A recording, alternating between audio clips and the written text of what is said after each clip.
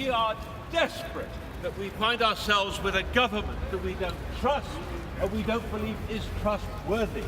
We have the most right-wing British government in democratic history in Britain. So we want to tell you how much we love the EU. We want to tell you how there are millions of people in Britain who do not want to leave the European Union.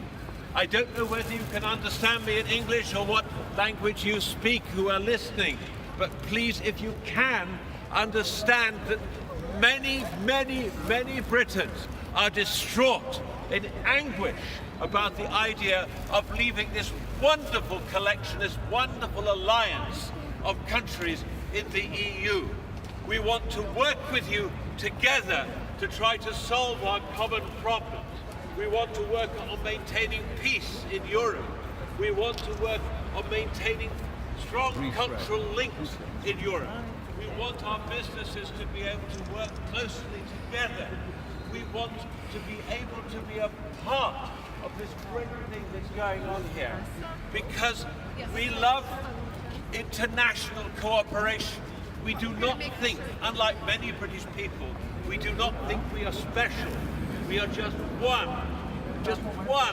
of 28 countries in Europe, and proud to be there. We do not want to leave. The Brexit vote was wrong. It was undemocratic. People lied. They lied about what the European Union is. It was based on falsehoods. And now we are learning of the intervention by the Russians.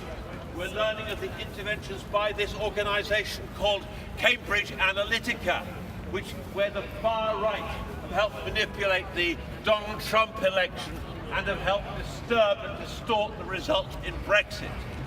We are fighting for our Parliament to have a final say when we know what the agreement is on the so-called withdrawal, so that we can vote to stop this. We want everybody here to understand that although you hear through our newspapers, through the television, even from the EU, that Britain is leaving, that the battle is not yet over.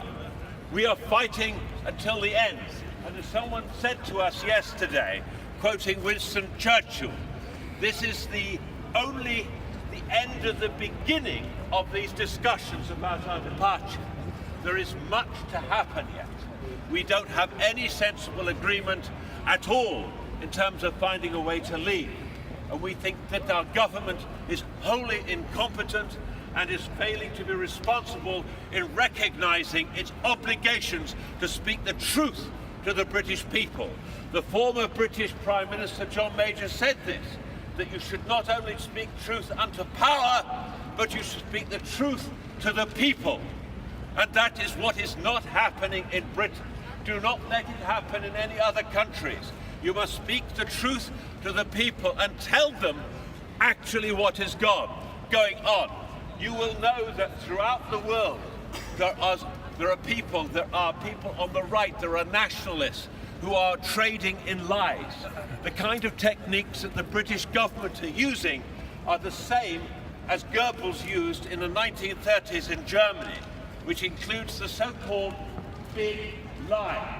And the big lie is where you make a generalized statement, like we are taking back control, is what they say, which is emotionally powerful, but it has no real meaning. But if you say it often enough, people believe it is the truth, when it is in its essence a lie, a big lie. Britain will not be taking back control if it loses the EU. Britain will be weak. Britain will be without the succor and the strength of the support of our closest allies in the world, people with whom we share the same culture. We share, for example, the French Impressionists, the great composers from Germany, like Beethoven, all parts of the Renaissance in Italy. We could go on. Our culture is bound together in one common influence. Many other countries in Europe have been influenced by Shakespeare. But in fact, we are all in this together. We are in it together, and we are internationalists. We believe in what this building stands for. We believe in its internationalism. We believe in its love and respect for each other, regardless of which country we come from.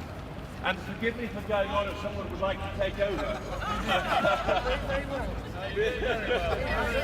We know that Britain has been stronger because we have benefited from many young people coming from Poland, from Romania, from all the other countries throughout the EU who've come in to strengthen our country, from Lithuania, from Estonia, from Latvia, from so many wonderful countries.